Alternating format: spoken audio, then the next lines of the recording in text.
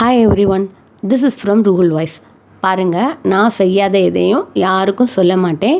வெங்காயமே இல்லாமல் ஒரு பர்ஃபெக்டான பிரியாணிக்கு இந்த ரெசிப்பியை நீங்கள் ட்ரை பண்ணி பாருங்கள். கண்டிப்பாக 4 பேர் இருந்தால் இதை ட்ரை பண்ணுங்கள். இதே அளவுகளில் ட்ரை பண்ணிங்கன்னா நான் கேரண்டி தருவேன் இது சூப்பராக வரும்னு சொல்லிட்டு 4 ஆளாக்க அரிசியை நான் எடுத்திருக்கேன். இது கிட்டத்தட்ட 650 கிராம் அரிசி வரும். இதை ஒரு தடவை நல்லா அலசிட்டு ஊற வச்சுருங்க. 1/4 மணி நேரத்துலேருந்து அரை மணி நேரம் முடிக்க ஊறலாம். ஃபஸ்ட்டு ஸ்டெப்பாக நீங்கள் இதை பண்ணிட்டீங்கன்னாக்கா நம்ம மற்ற ப்ராசஸ் செய்கிறதுக்குள்ளே இது ஊறினா போதுமானது. சாப்பாடு நல்லா இருக்கிறதுக்கு அரிசியை பார்த்து செலக்ட் பண்ணுங்கள். முதல்ல காமிச்சிருக்கிற மசாலா ஐட்டத்தை எல்லாத்தையும் அப்படியே பிரியாணியில் போடணும்.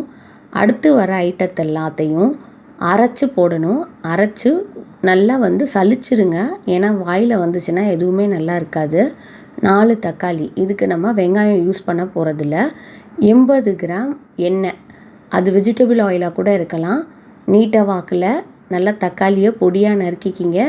அரை எலுமிச்சம்பழத்தை கொட்டை எல்லாத்தையும் எடுத்துட்டு அப்படியே 2ஆக நறுக்கி போட்டுருங்க. இது ட்ரைடு ப்ளம்ஸ், செரிமானத்துக்கெல்லாம் ரொம்ப நல்லது.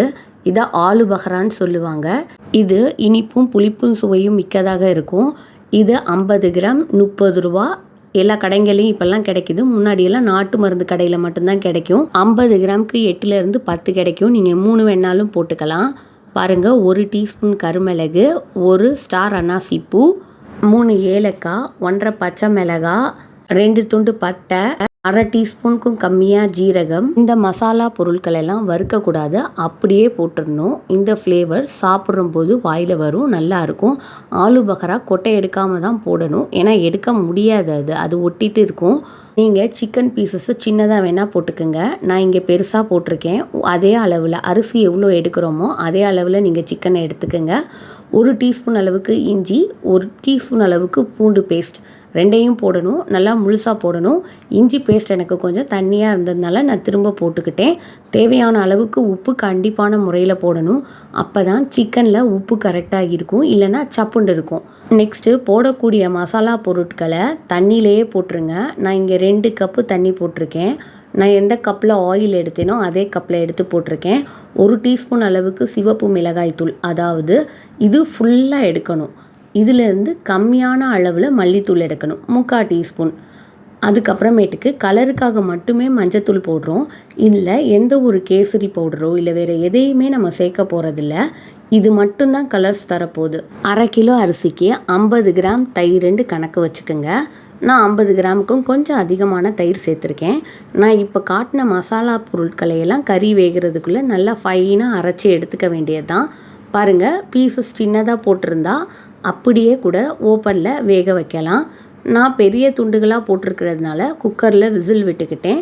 மசாலா சிக்கனுக்குள்ளே போகணும், அந்த அளவுக்கு வேகணும். கறி வெந்து முடித்ததுக்கப்புறம் அரைச்சி வச்சுருக்கிற மசாலாவை, அதாவது இதுதான் கரம் மசாலா, வேறு வேறு ப்ரொப்போர்ஷனில் போட்டோன்னா வேறு டேஸ்ட் கொடுக்கும். இந்த மாதிரி ஒரு தடவை சமைச்சு பாருங்கள். அரிசி வேகிறதுக்கு தேவையான அளவுக்கு தண்ணி எடுத்துகிட்டு 3 ஏலக்காய், கொஞ்சோண்டு அன்னாசிப்பூ, 1 பட்டை துண்டு, கொஞ்சோண்டு பிரியாணி இலை போடுங்க. என்கிட்ட பிரியாணி இலை நல்லா இல்லை, ஸோ நான் போடலை. கண்டிப்பாக 2 டீஸ்பூன் அளவுக்காவது உப்பு போடுங்க. அரிசி வேகிறம்போது உப்பு போட்டால் தான் நல்லாயிருக்கும். 2 டீஸ்பூன் அளவுக்கு ஆயில் போட்டுக்குங்க. இது எதுக்குன்னா அரிசி ஒன்றோட ஒன்று ஒட்டாமல் இருக்கிறதுக்காக இந்த மாதிரி போடுறது. ஊற வச்ச அரிசியை தண்ணி இல்லாமல் இந்த ஃபில்டரில் எடுத்துக்கிட்டேன். தண்ணி ஒன்ஸ் கொதி வந்ததுக்கு அப்புறமேட்டுக்கு நீங்கள் வைங்க.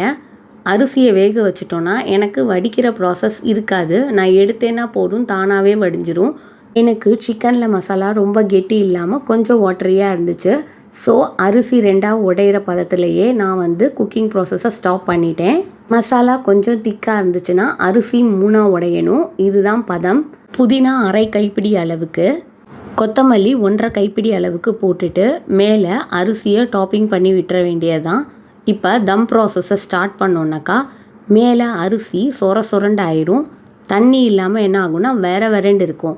ஸோ மேலே ஒரு 50 கிராம் அளவுக்கு நெய்யை ஊற்றி விடணும். அப்போ தான் தம் முடிஞ்சதுக்கப்புறம் சாஃப்டாக இருக்கும்.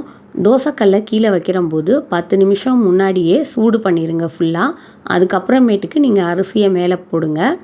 அரிசியை மேலே போட்டுட்டு குக்கர் லிட்டை மூடி விட்டுட்டு கண்டிப்பான முறையில் ஒரு 10 நிமிஷம் விடணும். அடுப்பு தீ ரொம்ப கம்மியான அளவில் இருக்கணும். குக்கரில் தம் முடிஞ்சு ஓப்பன் பண்ணுறம்போது என்னமோ குழம்பு சாதம் மாதிரி தான் உங்களுக்கு தெரியும். ஒரு தடவை கலக்கி விட்டுட்டு அப்படியே திரும்ப ஒரு 10 நிமிஷத்துக்கு சும்மா மூடி விட்டுருங்க. நல்லா அந்த அரிசி அந்த மசாலாவை எல்லாத்தையும் உறிஞ்சி ஒரு டேஸ்ட் இருக்கும் பாருங்கள். நீங்கள் நினைப்பீங்க, உங்களுக்கே ஃபீல் ஆகும், என்னடா வெங்காயம் இல்லாமல் இவ்வளோ நல்லா பிரியாணியான்னு சொல்லிட்டு. சூப்பராக ஒரு ஸ்பெஷலான பிரியாணி ரெடி. ஜாதிக்காய் வாசனையை விட ஜாதி பத்திரி வாசனை தூக்கலாக இருக்கும். உண்மையாகவே ஒரு அருமையான பிரியாணி, எல்லாமே பர்ஃபெக்டாக அமைஞ்சு வந்துச்சுங்க. இன்னொரு டிப் சொல்லவாங்க, நல்ல ஒரு ப்ளசண்ட்டான மைண்டில் சமைக்கணும். சமைக்கிறதுக்கு முன்னாடி இறைவன்கிட்ட பிரார்த்தனை செஞ்சுக்கணும், இறைவனுக்கு நன்றி செலுத்தணும். இந்த மாதிரி ஒரு சாப்பாடை சமைக்கிறதுக்கு நம்மளுக்கு வாய்ப்பு தந்ததுக்கு நன்றின்னு சொல்லணும்.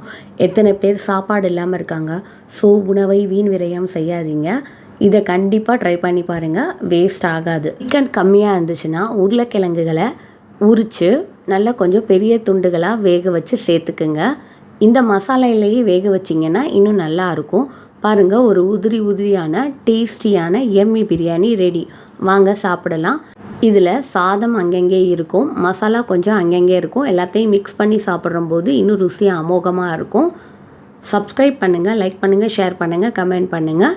என்னோட சேனலுக்கு திரும்பவும் விசிட் பண்ணுங்கள். ரொம்ப நன்றி.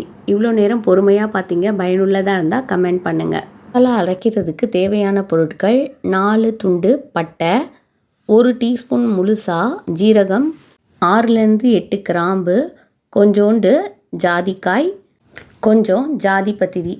இதை எல்லாத்தையும் நல்லா பொடி பண்ணணும். இப்போ 1/2 கிலோக்கு இந்த அளவுகள்னால் 1 கிலோக்கு இதை விட டபுளாக பண்ணிக்கிங்க. இதை 4 பேர் தாராளமாக சாப்பிடலாம். நன்றி.